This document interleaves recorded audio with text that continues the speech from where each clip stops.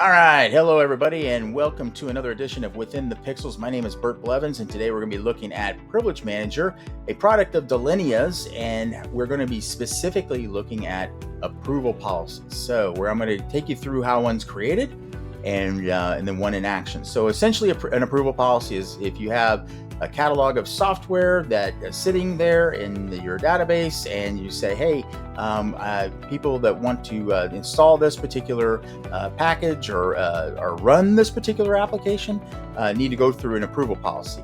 So that's going to look like this. So we're going to come to application policies. We're going to create a policy, and then we're going to say controlling.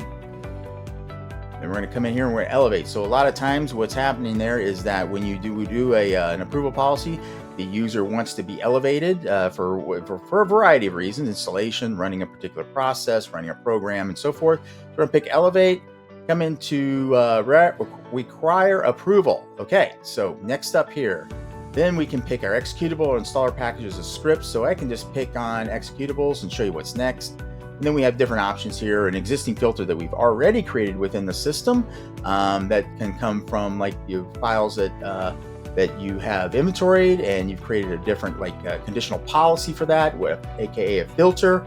File upload, we could upload a file right now either from the file system or from the downloads directory, and put that in there for and store it in the Privilege Manager database for action.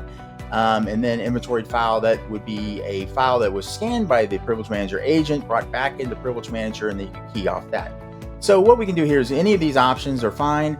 We can run a particular policy set on one of these types of conditions. So we're going to come back over here. Let's take a look at see how that looks in place. So we're going to come into our approval policy. We're going to just go and install FileZilla. So basically this is going to prompt us and say, this has not been approved for corporate policy.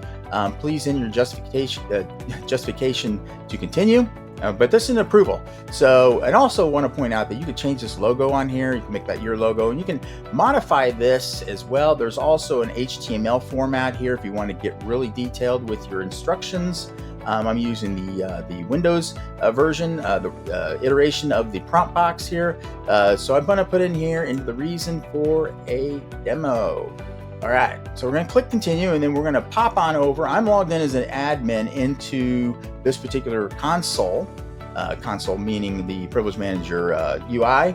And so let's take a look here and let's see what we have for an approval. So I can see the approvals are kicking there.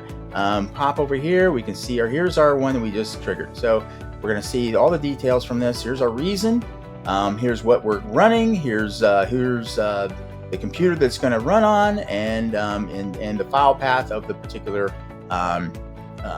piece of software. We can also see the policy that triggered that.